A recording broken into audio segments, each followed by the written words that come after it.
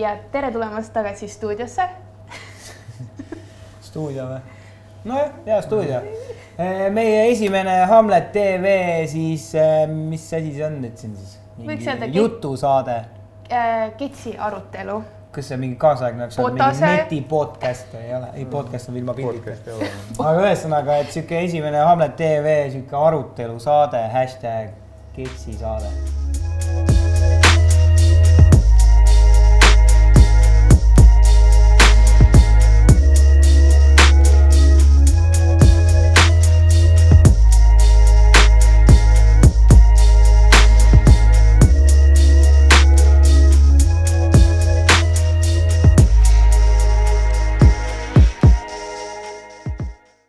Esimene teema on ketsid. Esimene teema on ketsid ja sellepärast olemegi siia stuudiosse kutsunud Eesti 2, võiks öelda ketsi veterani, kellel on siis, ütleks minu silmis ühed suurimad teadmised ja kindlasti suurimad ketsi kogumid.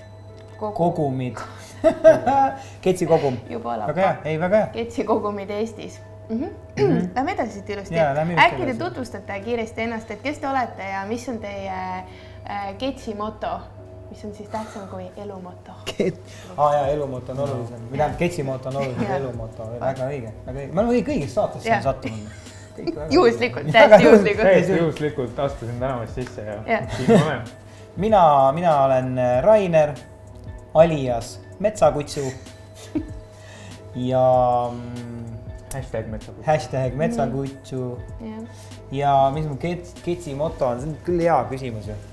Põhimõtteliselt ketsi nagu siuke suhtumine jaguneb igasugustesse erinevatesse leeridesse ja ma ise nagu tunnen, et ma olen selline klišee siuke retro ketsi mees nagu, et kuigi loomulikult ma jälgin neid erinevaid kogu seda innovatsiooni ja tehnoloogia arengut selles ketsi kultuuris ka, aga ja kogu seda, kuidas moed ja trendid nagu liiguvad, aga ma ise tunnen, et ma pigem ikkagi hindan sellist kõige klišeemat retro-ketsi nagu Air Max 1 on ikka põhi ja Air Jordan ja kõik siuke värk. See on võib-olla minu ketsi moto, olla klišee retro-ketsi mees. Olla klišee retro-mees, okei. Ja, just. Kõlab nagu reklaamlause. Jep. Minu nimi on Rahul, mul hashtagi hetkel veel ei ole. Küll ta tuleb kindlasti millegi. Selle saate lõpuks tuleb. Just, et iseenesest mul sellist kindlat nagu filosoofiat ei ole. Et pigem on ikkagi see, et kõik, mis mulle meeldib, seda ma ostan. Ja kõige rohkem on ikkagi mul nagu oluline selle ketsi nagu story, et tegelikult on iga ketsi taga mingi red story, et kuidas see kets nagu lõpuks sündis ja kõik see. Aga see on aga haipi asja nagu? No haip, vahel lihtsalt tuleb. Sellest ei saa mööda vaadata, aga enamasti on ikkagi see story, mis on mulle nagu kõige hingelähedast. Ja sisu on õige. Aga võib-olla sa alustadki siis sellest, et mis on sinu ketsi garderoobi selline kõige võimsam story, sinu lemmikkets ja selle lemmikstory? Selles suhtes mu kõige nii-öelda kallim kets mulle on see sama kets siin. Et selle ketsi kinkis mu vend, kui me käisime taga esimest korda koos USAs ja täiesti randomit ma nägin, et Jordan 3 release oli just. Ja siis ma läksin sinna ja siis ma olin vennaga, please, palun osta mulle need. Ja sealt see kõik nagu saigi alguse. Ühesõnaga, see on sinu nagu ketsi karjääri esimene nagu... See on mu esimene Jordan 3 ja üldsegi mu esimene Jordan. Ja see on minuga olnud juba 7-8 aastat nüüd. Et jah. 8 aastat. Mida te 2010 aasta tegite? Ma ei mäleta. Kas sa mäletad? Ei mäleta. Ma mäletan täpselt kusjuures. 2010, ma olin mingi siuke vend, et mul olid mingid lillad, mingid imelikud tossud ja mingid vänsid ja asjad. Ma kandsin kontsakingi hästi palju. Hästi kõrgeid. Okei, ühesõnaga, et see on nagu sinu kõige suurem story. Aga räägi korra, palju sul neid ketsipaare siis kokku on, see on see põhiküsimus, ma tean, aga kuna sa enne nii uhkelt ütlesid, et vist kõige rohkem, siis me tahame, et me nõuame numbrit. Kas sa oled lugenud, oled niimoodi, seisad selle nagu seina ees, oled niimoodi 1, 2, 3, nii siin reas on 14, 1, 2, 3. Ruutjuur. Ei, ma mingi hetkeni nagu tegin seda, aga lõpus kõik läheb nagu nii keeruliseks ja sa ei viitsi nagu linnukesi tõmmata. Aga ma arvan, et see arv peaks olema kusagil 170 ja 180 vahel nagu. All right. Nii et sul on eraldi tuba või sul on eraldi warehouse? Mul on eraldi tuba, raketibaas. aga samas mul on see ka keeruline, et mul on tegelikult maja lihtsalt ketse täis. Et ma olen küll üritanud ühte tuba nagu eraldi ehitada, mis oleks ainult ketsidele, aga see ei ole veel õnnestunud, sest ma kulutan suurem osa rahast mitte eraldi maja ketsidele. Jah, see oleks nagu see goal, vaata. Ketsikujuline et maja. mul oleks nagu maja ja siis kõrval oleks nagu see garaaž, kus ma käin vahepeal istumas ja vaatamas. Ja sina? Oskad sinagi äkki vastata sellele küsimusele, mis on su lemmikstory või kõige hinnalisem kets sinu garderoobis ja ma ei mõtle just nimelt, võib-olla rahas, aga ma ei mõtle seda. No mul on ka tegelikult see esimese ketsi story on nagu, aga mul see toss ei ole kahjuks enam alles, mul on sellest üks pilt alles, kui ma temaga muru niitsin. See oli, kunagi oli 50 Centil ja G-Unitil oma see signature toss. Ja nagu see, ma olin siis, ma ei tea, mingi 4-aastane. Mitte päris, aga kus sa muru niitsid? 4-aastane niitsin muru. Et ühesõnaga, aga mul nagu, ütleme, kõige suurem võit, mida ma ise tunnen selles Ketsi maailmas on ikkagi see sama siin.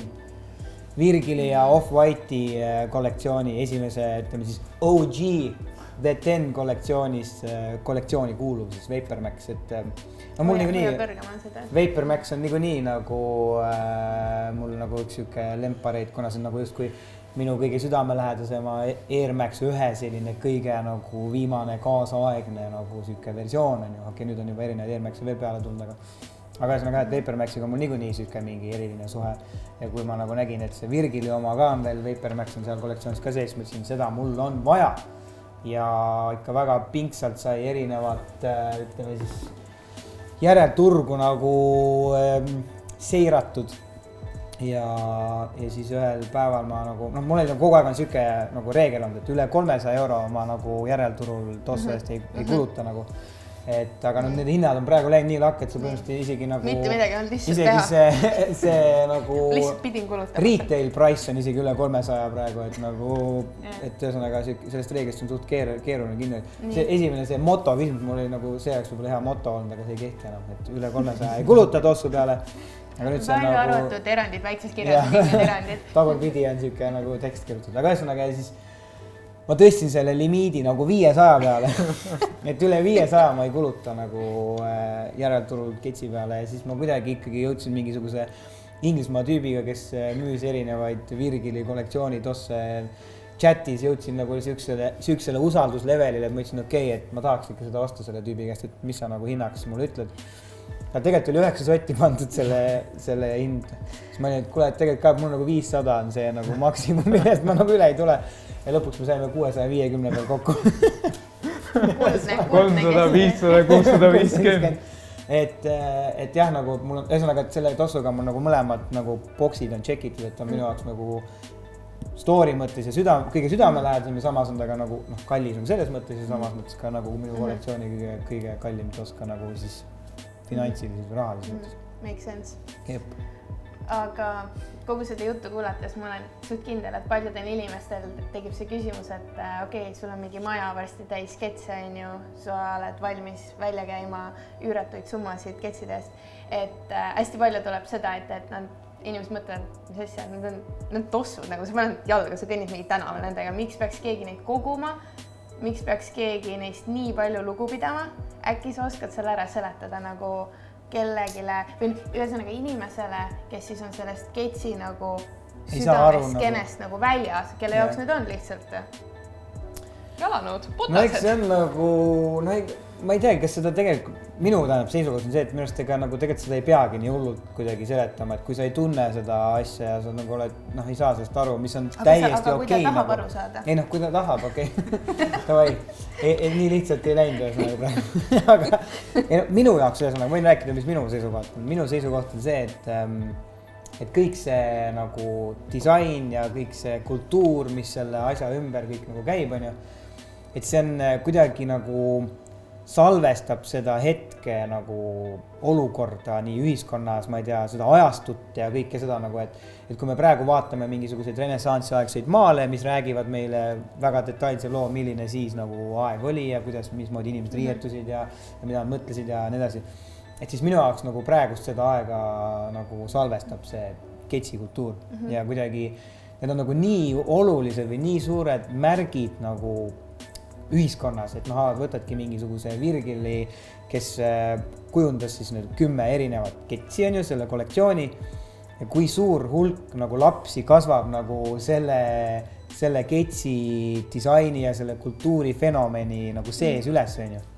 Et ja ongi mingi 30 aasta pärast see mees meenutab, meenutab seda aega. Olgem ikkagi. Jaa, õige. Et ma mõtlesin nagu man kuidagi inglise keeles oma peas. Ühesõnaga, et nad meenutavad seda aega ja seda 2016, 17, 18 aastat defineeribki nende jaoks see, kuidas sellel ajal tuli välja see kollektsioon, kuidas see mõjutas noori, seda kultuuri ja kuidas maailm nagu sellest inspireerus ja siis mingid muud nagu nähtused nagu said sellest alguse vaata, et minu jaoks on see võib-olla see essence, kasutades sellist hästi ilusat eestikeelset sõna, essents, püent, säsi, süsee. Režissöör. Ma peame lihtsalt mingi võõrkeelset sõnu nimetama, okei. Et minu jaoks on ühesõnaga see nagu kogu selle asja selline tuum, et see nagu on nagu tahaks öelda mingi ingliskeelse sõnu, aga märk nagu ühiskonna esteetikat tegelikult või vähemalt mingisuguse osa. Jah, et nagu kui ma näen nagu seda, kuidas ülipalju kultuurist tegelikult kuidagi saab alguse mingist sellest moe ja tossu ja sellest maailmast ja siis kuidagi ongi, et see tõlgendub lõpuks arhitektuuri ja mingisse palju suurematesse sellistesse valdkondadesse, et minu arust see on nagu see oluline osa, et ma nagu kuidagi see sketsikultuuris ja moes ja kogu selles asjas nagu sees olles olen kuidagi esireas ja näen neid asju nagu eesreas ja siis need asjad jõuavad järgmistesse valdkondadesse ja siis need mehed nagu on, et mine pekki, me mõtlesime üks asja välja ja siis ma tean, et tegelikult 4 aastat tagasi nagu Virgil mõtles selle asja välja. Et ühesõnaga see on minu jaoks nagu see. Või siis nad tulevad arhitektuurist nagu Air Max 1. No aga see oligi, aga see on mingi minu arust nagu jälle hästi märgiline, et sellel ajal see tuli niipidi nagu, aga minu jaoks on nagu see on nii suureks kasvanud see ketsikultuur, et nüüd kuidagi on teistpidi, et inimesed ja erinevad kunstnikud nagu inspireeruvad nagu sellest maailmast, nüüd on nagu kuidagi see ratas nagu teistpidi. Kui mu jutt meigib sensi, kasutades sellist ilusat eesti keelt. Kas see meigib sensi? Ikka meigib, aga selles suhtes ketsidega on ikkagi see, et üks asi on see, et sa nagu lihtsalt kogud endale, nagu mina teen seda ja teine asi on see, et inimene nagu reaalselt, sa oled kunstinimene, vaata, sulle meikib see disain ja kõik nagu rohkem sensi, aga mul on enamus ketsidega lihtsalt see nagu see backstory, et täpselt nagu Air Maxidegagi, et tegelikult neid, see idee tuli ju lihtsalt mingi hoones ja sealt see läks kõik nagu edasi, aga samamoodi kui tulevikust rääkida, siis ütleme, üks hetk on mul raha otsas, ma saan kõik oma ketsid maha müüa ja ma saan investeering, see võibki olla mina ei tea, mingi väärtpaber või mis iganes, vaata, et ma võin hiljem ju neid mingi korraliku kasumiga maha müüa, kui ma tahan, või kui võib-olla ma tahan Eestis esimese ketsi muuseumi lahti teha. Mul on kõik eeldused olemas selleks. Muuseum, kusjuures vaata filmimuuseumist on ju hiljuti on ju see valmis ja siis järgmisena sinna Maarjamäel on üks suur ketsimuuseum, hästi suure ketsi sees. Aga kas sul on mõni lahe nagu ketsi see backstory meile ka jagada? Umbes nagu ma ütlesin see Air Max, mis tuli siis Centre Pompidou, ma oskan ülihästi prantsuse keelt hääldada. Pompidou hoone disainist. Just. Et kas sul on mõni nagu enda kollektsioonist mõni story, mis sul ongi nii story pärast? Oled sa selle endale soetanud ja see on sinu jaoks super oluline? Minu jaoks kõige ägedama story'ga oli ikkagi need Nicky Diamondsi need Nike SB-d, mis olid tegelikult nagu esimest korda, kui tehti SB-sid selliste luksusmaterjalidega. Et see kõik nagu, üldsegi see rula nagu kultuur, mis seal LA-s on ja kõik see on nagu nii rets ja tegelikult see film tuli just välja ju, Jonah Hilli oma, see 90s, et seal nii palju ma treilerist olen näinud, siis seal ka nagu näidatakse, et kuidas see rula kultuur nagu inimesi mõjutas ja täpselt samamoodi, et Nicky Diamonds nagu ta üritas nagu nii palju nagu out of the box mõelda, kui üldse sai ja sellel hetkel nagu Nike'l ei olnud erilist mingit suunda sellele nagu SB-le üldsegi ja tegelikult see nagu defineerib põhimõtteliselt kogu seda ja tegelikult tankid on ju pärit üldsegi nagu kossumaailmas aga pärast seda, kui Nicky Diamond suutis selle SP teha nende kallite materjalidega, siis pärast seda SP on lihtsalt näinud nii lakke. Ja siis ma mõtlesin nagu, okei, ma ei sõida rulaga ega midagi, aga lihtsalt see story on minu arust nagu niivõrd äge, et ma lihtsalt pidin selle nagu, tükikes sellest ajaloost endale saama. Ja sa said selle? Ma sain selle. Seda ikka saab 10 alla vaata, äkki ikka, ma nägin, see on Ikemeetis, see oli palju odavam, äkki ikka saab. Meil on siin nüüd täiesti uus set, me pidime alustama. Jaa, kui sa oled Viru keskuse foajees, siis kuidas see pilt muutunud on, mida kantakse? See on ikka sama minu meelest, ma nagu ikka. See on meiesugused, vanad inimesed siis on ju, kes ei saa eluga hakkamagi. Ma arvan, et iga kord, kui ma näen kedagi linnas sellistega, ma tahaks talle nukid anda. Anna, minu poolt ka. Nuki! On ju?